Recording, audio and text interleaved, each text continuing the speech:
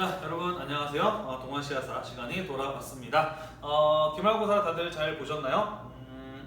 동아시아사가 조금 어려웠나요? 아니 문제가 너무 많았나요?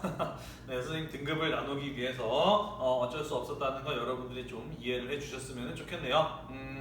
어쨌든 공부하느라고 정말 대단히 고생이 많으셨고요. 시험이 끝났으니까 좀 놀아야 되는데 우리가 기말고사 끝나고 난 다음에 여름방학 때까지 2주의 시간 동안 약 6시간 정도의 수업 시간이 있더라고요. 그래서 이 시간 동안 마냥 놀 수만은 없어서 진도를 아주 조금씩만 좀 나가려고 합니다. 평소보다 짧은 영상 분량이 될 것이라고 생각을 하고요. 한 페이지를 한 3시간, 4시간에 걸쳐서 조금씩만 진도를 나가려고 하거든요. 여러분들 많이 지치고 힘들어서 수업을 더 듣고 싶지 않고 또 진도를 나가기를 원치 않으실 텐데 뭐 어쨌든 그래도 공부할 사람은 하고 안 할 사람은 안 하지 않겠어요, 그죠? 2학기에 나갈 진도, 2학기 시험 범위에 해당하는 부분 조금씩만 나가면서 방학 전까지 공부 좀 같이 해볼게요.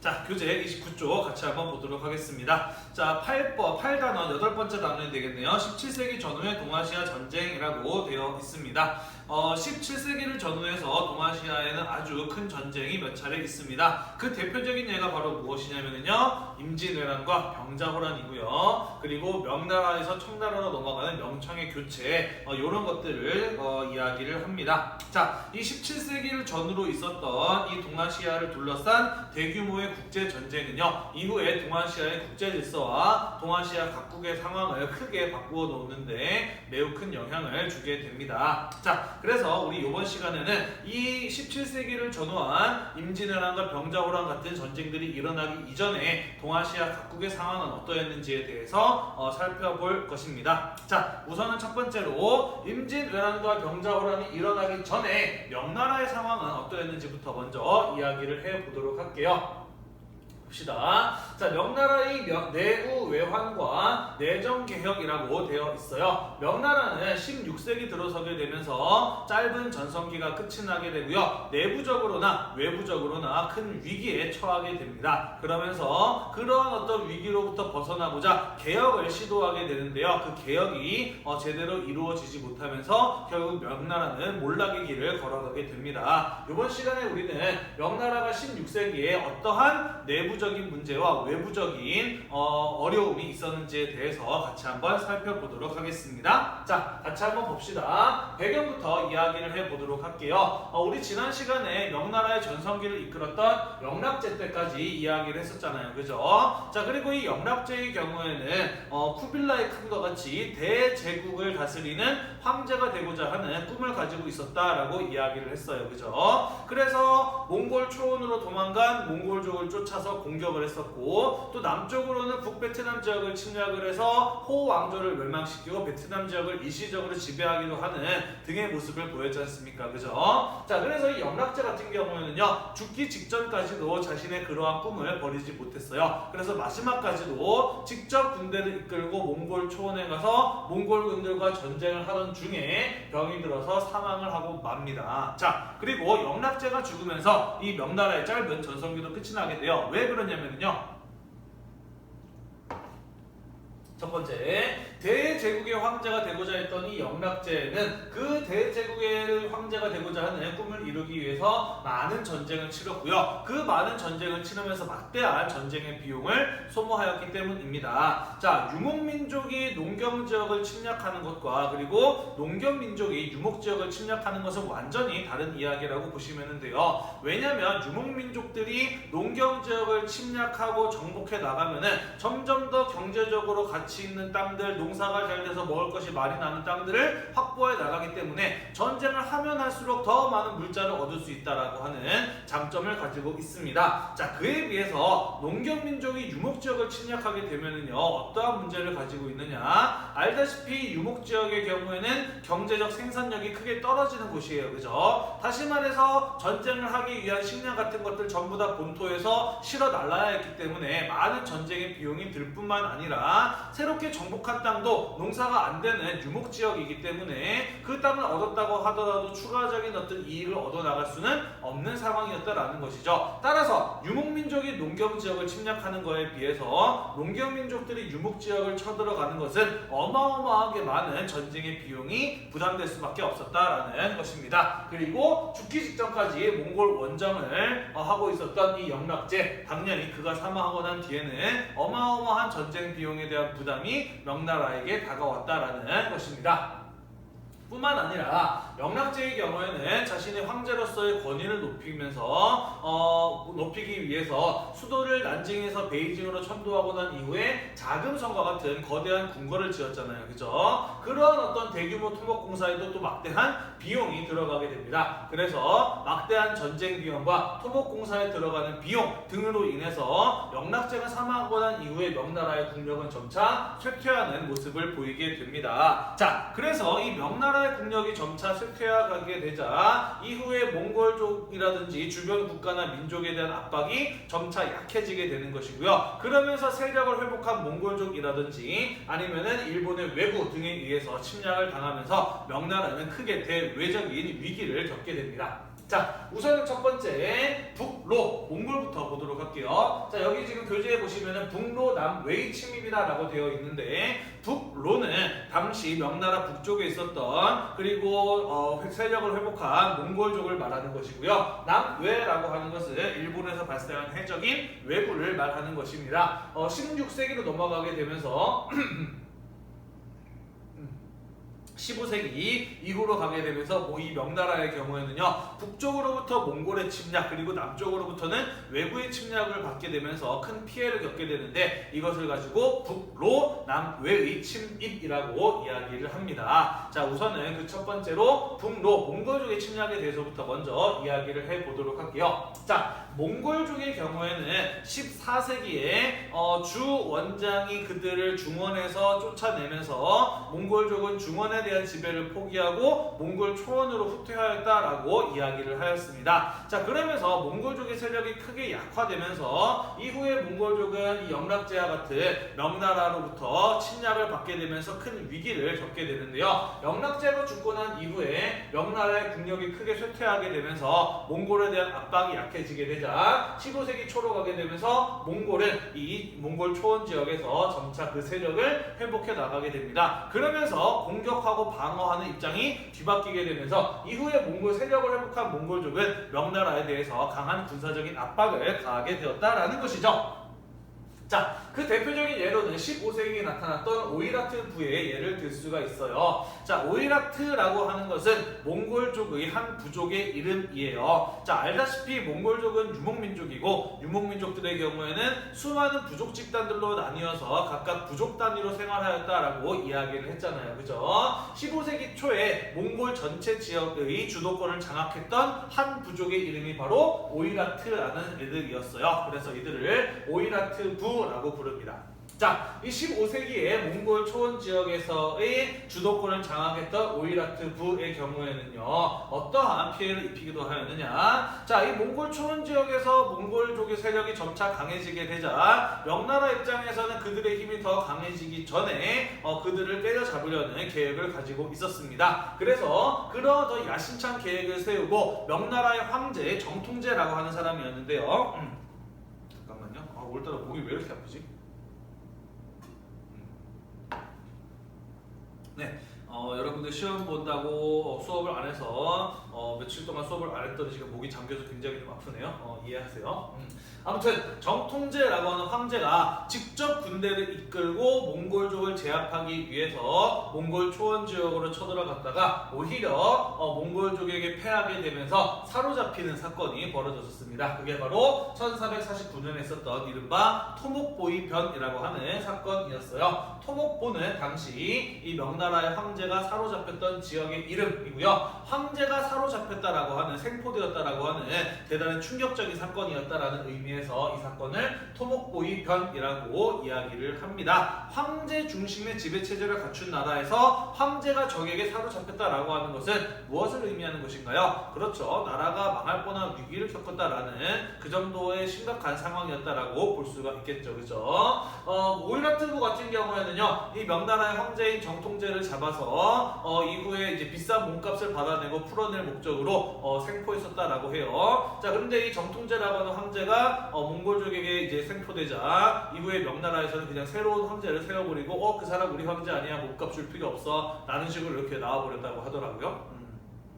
좀 이따가 이야기하겠습니다만은 당시 명나라 황제의 힘이 얼마나 약화되었는지를 또 잘 보여주는 사례라고 볼 수가 있겠는데요. 아무튼 그래서 몸값도 받아내지 못하게 생긴 이 오이라트부 명나라의 황제 그냥 풀어줘 버리고 맙니다. 그러면서 이후에 명나라에서는 잡혔다가 돌아온 황제, 그리고 이제 황제가 잡혀서 새롭게 뽑힌 황제 사이에서 또 이제 누가 황제가 될 것인가를 놓고 내부적인 분쟁이 일어나는 그런 어떤 혼란한 시기를 보내기도 합니다.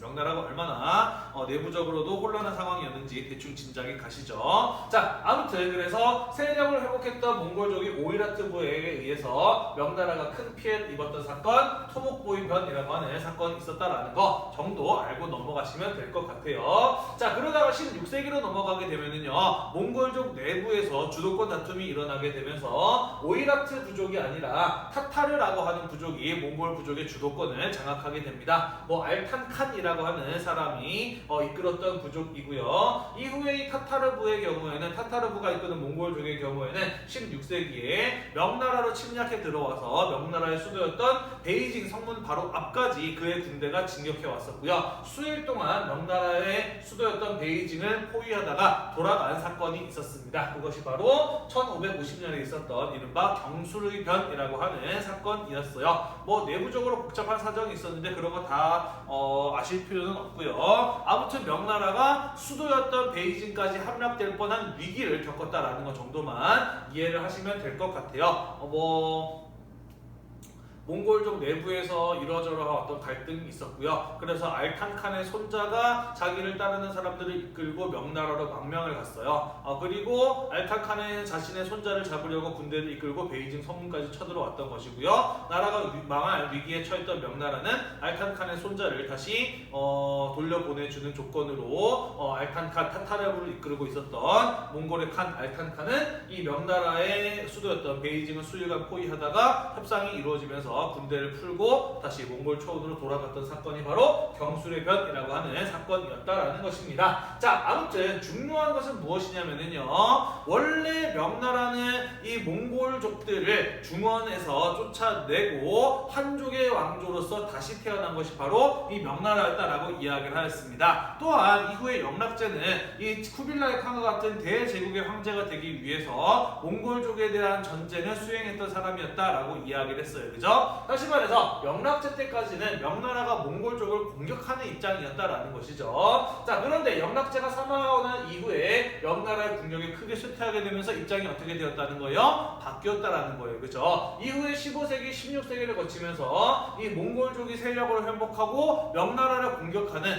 압박을 하는 그런 어떤 상황이 나타나게 되었다라는 것입니다. 영락제가 사망하고 난 이후에 몽골과 명나라 사이에는 공격과 수비의 입장이 바뀌게 되었다라는 것이에요. 자, 그러면서 명나라는 무엇하게 되느냐? 만리장성을 재건축하게 되는 것이에요. 만리장성, 당나라 때까지만 하더라도 북방 유목민족의 침략을 막기 위한 용도로 여전히 그 기능을 다하고 있었습니다. 그러다가 이후에 알다시피 요, 금, 원과 같은 이런 어떤 북방 유목민족들이 중국을 화북 지역을 장악하게 되면서 이 만리장성 같은 경우에는 파괴되고 또 이제 훼손된 상태가 전혀 손보지 않은 상태로 그냥 버려둔 몇백 년 가까이 그냥 버려둔 상태였다라는 것이죠. 자, 그런데 명나라가 세워지고 난 이후에도 명나라는 그 만리장성을 수리하고 다시 만들 의지나 필요가 없었습니다. 왜? 원래는 명나라가 무엇하는 입장이었기 때문에, 그렇죠, 북방 유목민족인 몽골족을 공격하는 입장이었기 때문에 망가진 만리장성을 굳이 다시 고치는 그런 어떤 막대한 비용을 들어가면서까지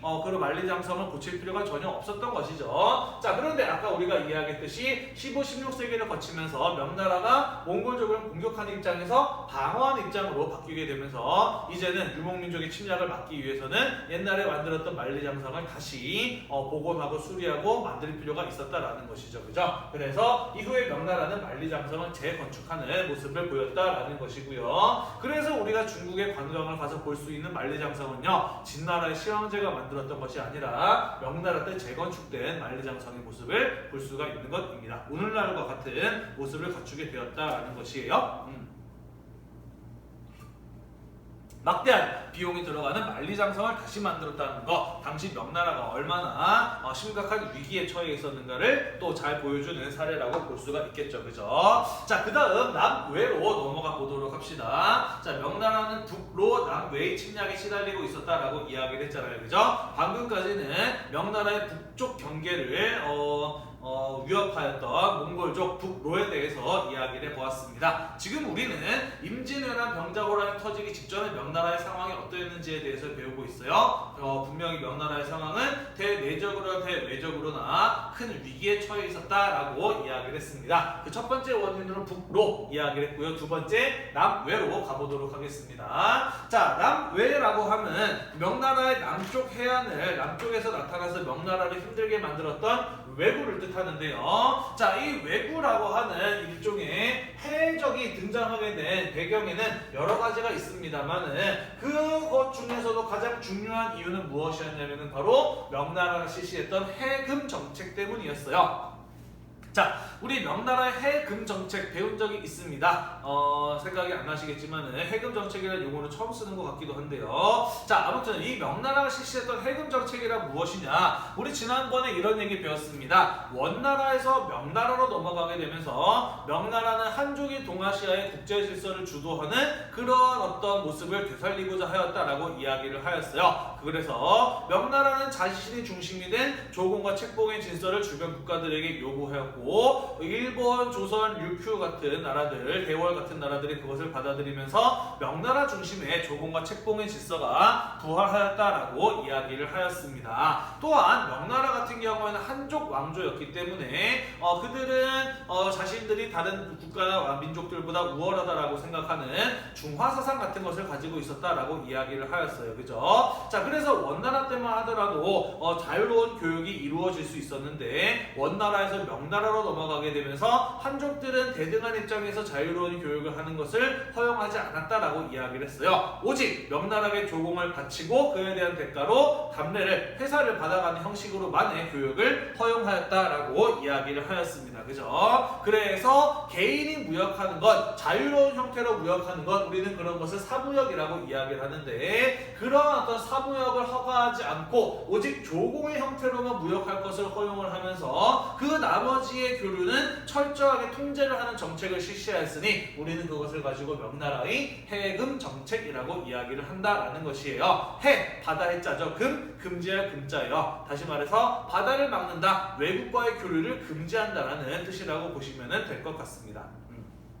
해금 정책을 실시하였다라는 것이에요. 명나라가 해금 정책을 실시한 것은 아까도 이야기했듯이 조공과 책봉의 질서를 통해서 명나라가 국제 질서를 주도하고자 하였다. 그들이 중화 사상을 가지고 있었기 때문에 다른 민족과 대등한 위치에서의 교육을 원하지 않았다. 하나만 더 추가하자면은 이 명나라 같은 경우에는요, 자급자족적인 경제 체제를 가지고 있었고 당시 동아시아뿐만 아니라 세계에서 가장 뛰어난 문화적 수준, 경제적 수준을 가지고 있었기 때문에 굳이 다른 나라와의 교육의 필요성을 간절히 느끼지 못하는 나라였다라는 것이죠. 그래서 이 교육을 허가해 주는 것을 다른 나라나 민족을 통제하는 수단으로 사용하려 하였던 나라가 바로 이 명나라였기 때문에 명나라는 해금 정책을 실시하였다라는 것입니다. 문제는 지금까지 중국과 자유로운 교육을 통해서 선진 문물을 수용을 하고 경제적 이익을 얻고 있었던 일본 같은 나라에서는 이러한 어떤 해금 정책이 그들에게 미치는 피해가 굉장히 컸다라는 것이죠. 자, 그래서 교육을 할 수 없고 선진 문물을 수용할 수 있는 길이 막혀버렸던 일본, 공식적인 방법, 합법적인 방법이 안 되니까 어떤 방법을 사용하였던 것이에요? 그렇죠. 불법적인 방법을 사용했던 것이죠. 그죠? 해적대가 나타나서 명나라로 침략을 해와서 약탈해가서 물건을 가져가는 그런 어떤 일들이 벌어졌던 것이고요. 명나라의 감시와 통제를 피해서 몰래 무역을 하는 밀무역 같은 것들이 행해지기도 했었다라는 것입니다. 이러한 약탈과 침략 그리고 밀무역 이런 것들을 담당했던 일본에서 발생했던 해적들을 무엇이라고 부르느냐? 우리는 그들을 왜구라고 부른다라는 것입니다. 이해가 되시죠? 자, 이 외구 같은 경우에도요, 동아시아에서 크게 활동했던 시기는 두 개 시기 정도로 나누어 볼 수가 있습니다. 크게 전기 외구와 후기 외구로 나누어 볼 수 있는데요. 전기 외구 같은 경우에는 일본이 남조, 북조로 나뉘었던 남북조 시대 때 일본 사회가 치안이 불안하고 내부적으로 혼란한 상황이었었잖아요. 그죠? 그래서 이 남북조 시대 때 이 전쟁에 참여했던 무장 세력들이 식량을 비롯한 다양한 물자를 얻고자 바다 밖으로 나가서 한반도라든지 중국의 해안가를 약탈했었는데요. 그들을 가지고 우리는 전기 외구라고 부르고요. 전기 외구 같은 경우에는 물론 중국을 약탈한 경우도 있었습니다만은 주로 고려 말 조선 초에 한반도를 약탈의 대상으로 삼았던 이들이 바로 전기 외구가 되겠습니다. 이들을 물리치는 과정에서 최영이나 이성계 같은 고려 말의 신흥 무인 세력 같은 사람들이 또 성장을 할 수가 있었던 것이죠.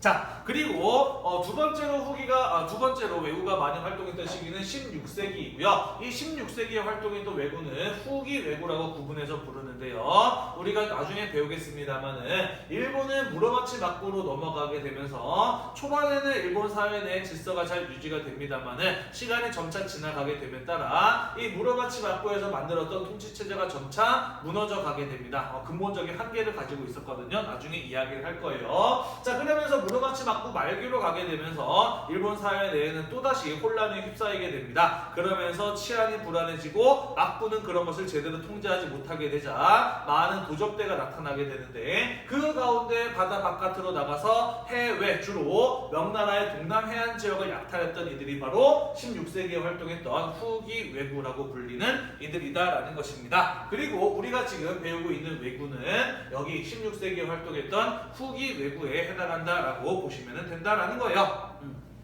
자, 외구는 해적이다라고 이야기를 했습니다. 여러분들은 어렸을 때부터 원피스를 많이들 보다 보니까 해적이라고 하면은 뭐 배 한두 척 타고 와서 고무고무 총이나 쏟아가는 애들이겠지 뭐 라고 생각할 수가 있는데 당시 외구는 그러한 규모가 전혀 아니었어요. 적을 때는 한 수십 척이지만 많은 때에는 수천 척에 해당하는 배가 한꺼번에 나타나기도 했었고요. 병력도 수백 명에서 많을 때는 수천 명, 만 명 가까이 이르는 때가 있었다라고 합니다. 다시 말해서 바다의 해적이다, 도적이다라고 이야기를 하지만 라고는 이야기하지만 사실상 거의 전쟁에 가까운 규모였다라고 볼 수가 있다라는 것이죠. 또 이들 외부의 피해는 막기가 굉장히 어렵습니다. 유목민족이랑 비슷한데요. 왜 외부의 피해를 막기가 어렵냐면요. 일단은 저 넓은 바다에서 어디로 언제 쳐들어올지 전혀 예상할 수가 없습니다. 그리고 외부가 쳐들어와서 침략을 하고 약탈했다라는 소식을 듣고 군대를 이끌고 그들을 잡으러 가보면은 벌써 얘네들은 약탈을 끝내고 배를 타고 멀리 도망가 버린 뒤 유목민족 같으면은 말 발자국에 흔적을 찾아서 쫓아라도 갈 텐데 바다로 도망가 버리니까 얘네들 어디로 갔는지 전혀 알 수가 없는 거죠. 그죠? 유목민족 같으면은 만리장성이라도 만들어서 그들의 침략과 약탈을 막아보기라도 할 텐데 외부는 바다로 침략해 오는 애들이다 보니까 바다에다가 만리장성 같은 것들을 만들 수가 없는 노릇 아닙니까? 그죠? 그래서 외부의 침략은 예상할 수 없고 또 막기도 어렵고 그들을 진압하러 가는 작전도 큰 효과를 거두지 못했기 때문에 굉장히 그 피해가 클 수밖에 없었다라는 것입니다. 유일한 방법은 무엇일까요? 외부의 침략을 막기 위한 유일한 방법은요? 그렇죠. 언제 어디로 쳐들어올지 모르기 때문에 외구가 많이 쳐들어오는 명나라의 동남 해안가에다가 항상 강력하고 막대한 양의 군대를 주둔시켜 놓고 적에 쳐들어오는 것에 대해서 대비하는 방법밖에 없었다라는 것입니다. 이해가 되시죠? 자, 그러다 보니까 많은 군대를 동남 해안가에 항상 유지하다 보니까 어떤 문제가 발생할까요? 그 군대를 유지하기 위한 비용이 발생한다는 문제가 또 나타나게 되겠죠. 그죠? 자, 그래서 16세기로 가게 되면서 명나라는 이런 어떤 북로의 침략뿐만 아니라 바다에서 나타난 외구라고 하는 일본의 해적의 약탈과 피해 그리고 그들을 물리치기 위해서 소모해야 됐던 격퇴 비용 등으로 인해서 또다시 많은 재정을 소모해야 됐고요. 안 그래도 쇠퇴하고 있었던 국력이 이런 어떤 북로 남해의 침략으로 인해서 더욱더 쇠퇴하게 되는 모습이 나타나게 되었다라는 것입니다.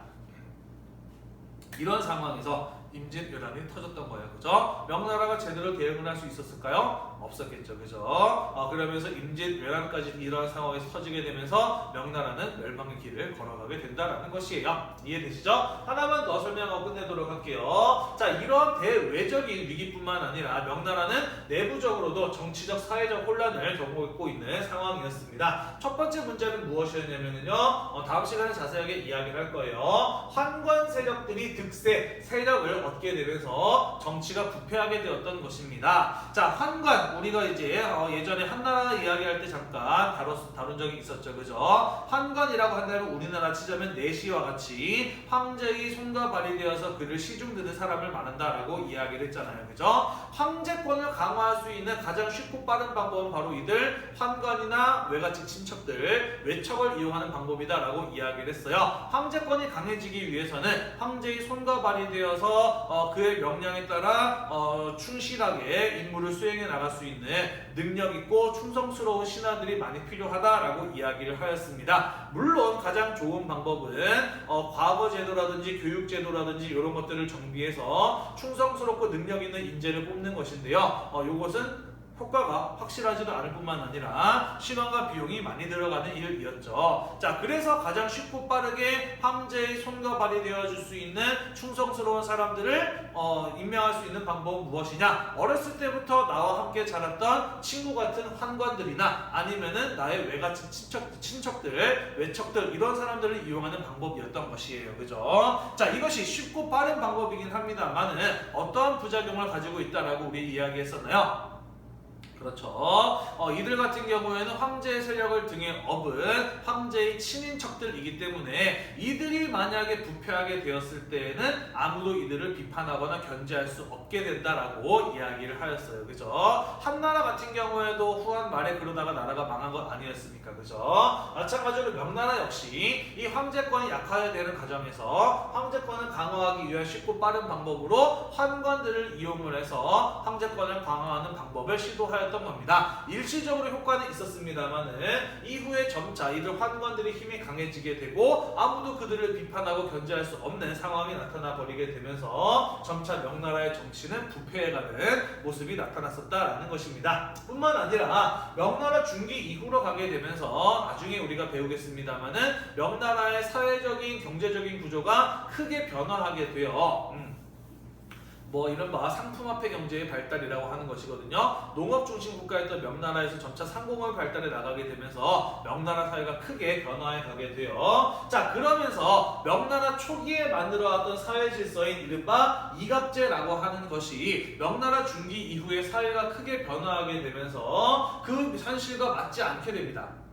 그러니까 이갑제라고 하는 제도는 명나라 초기 사회에 맞춘 그런 어떤 향촌 질서를 유지하기 위해서 만들어낸 지방 제도였던 것이거든요. 자세하게 알 필요는 없습니다만은 아무튼 명나라 중기 이후로 가게 되면서 명나라 사회의 성격이 크게 변화하게 되면서 명나라 초에 만들어놨던 지방 사회 질서를 유지하기 위해서 만든 이갑제라고 하는 제도가 명나라의 현실과 맞지 않게 되면서 이후에는 명나라의 사회 질서를 제대로 잡을 수 있을 만한 제도적인 어떤 방법들이 없는 상황이 나타났었다라는 것입니다. 그러면서 정치도 혼란했을 뿐만 아니라 사회 질서도 혼란해져 가고 있었던 것이 바로 명나라 중기 이후의 상황이었다라는 것이에요. 이러는 중에 뭐가 터졌다는 거예요? 그렇죠. 임진왜란이 터졌다라는 거예요. 그렇죠. 그러다 보니 명나라는 이 전쟁에 제대로 대응하지 못하였고 결국 임진왜란을 겪으면서 이후에 명나라는 점차 멸망의 길을 걷게 되었다라는 것입니다. 자, 이러한 어떤 명나라가 쇠퇴하고 있었던 과정에서 당연히 제정신인 사람도 있었죠. 이러한 어떤 명나라의 군가적인 대내외적인 위기를 극복하기 위해서 개혁을 시도했던 인물이 있습니다. 바로 장거정이라고 하는 사람이었는데요. 이 사람이 추진했던 개혁은 어떤 것이었느냐, 그리고 그 개혁의 결과는 무엇이었느냐에 대해서는 다음 시간에 마저 이어서 살펴보도록 할게요. 오랜만에 수업 녹화하다 보니 조금 말이 제대로 안 나오고 나왔던 것 같고 이 소리 맨날 하는 것 같은데 근데 수업 끝날 때마다 아무튼 조금 선생님 생각하기에 수업도 잘할 수 있었는데 오랜만에 하다 보니까 조금 설명이 어영부영하게 넘어갔던 측면이 없지 않아 있기는 하네요. 아무쪼록 여러분들 이해가 잘 되실 수 있었으면 좋겠고요. 모르는 부분이나 이해 안 되시는 부분이 있으면은 언제든지 선생님한테 찾아와서 다시 질문해 주시기 바랍니다. 오늘도 공부하느라고 대단히 고생이 많으셨고요. 다음 시간에 마저 이어서 살펴보도록 합시다. 안녕.